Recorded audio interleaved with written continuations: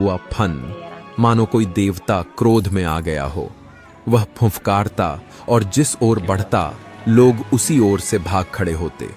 औरतें दरवाजे बंद करने लगीं, बच्चे घरों में छुप गए, मर्द लाठियां लेकर इकट्ठा हुए, लेकिन किसी की हिम्मत नहीं पड़ी कि उसके सामने जाए।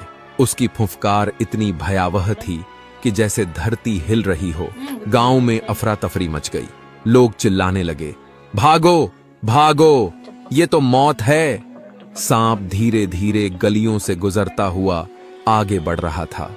गांव वाले डर से उसकी हर हरकत देख रहे थे। और फिर अचानक सबकी नजरें ठिठक गईं। वह सांप सीधे सरला की झोपड़ी की ओर बढ़ रहा था। गांव वालों ने हंसते हुए कहा, अब बुढ़िया गई, इसे तो जिंदा नहीं छोड़ेगा। सरला उस समय अपनी झोपड़ी में चूल्हा जला रही थी। बाहर का शोर सुनकर वह बाहर निकली। सामने देखा तो उसकी आंखें फैल गईं। उसके सामने वही विशाल सांप खड़ा था। उसका फन ऊपर उठा हुआ, आंखें लाल चमक रहीं। फुफकार इतनी तेज कि झोपड़ी की दीवारें कांपने लगीं। सरला का शरीर कांप उठा। उसने सोचा, अब तो मौत सामने खड़ी है। लेकिन तभी चमत्कार हुआ।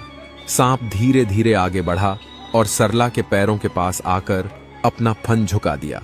उसने चुपचाप कुंडली मार ली और शांत बैठ गया। गांव वाले हैरान रह गए।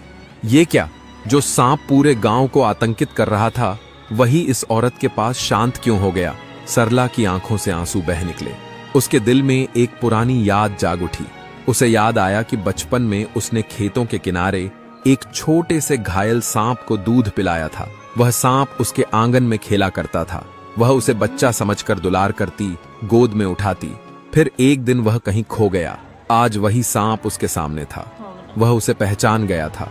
सरला ने कांपती आवाज में कहा, तू वही है ना? सांप की आंखें चमक उठीं, मानो उसने अपने बचपन की मां को पहचान लिया हो। गांव वाले दूर से फुसफुसाने लगे, ये कोई साधारण बात नहीं, जरूर पिछले जन्म का रिश्ता है। उस दिन से सांप ने सरला का साथ नहीं छोड़ा। वह उसकी झोपड़ी के बाहर पहरा देने लगा। जब सरला खेत से लौटती तो दरवाजे पर इंतजार करता। अगर कोई अजनबी पास आता तो फुफकार मारकर भगा देता। सरला अब अकेली नहीं रही। वह सांप से बातें करती,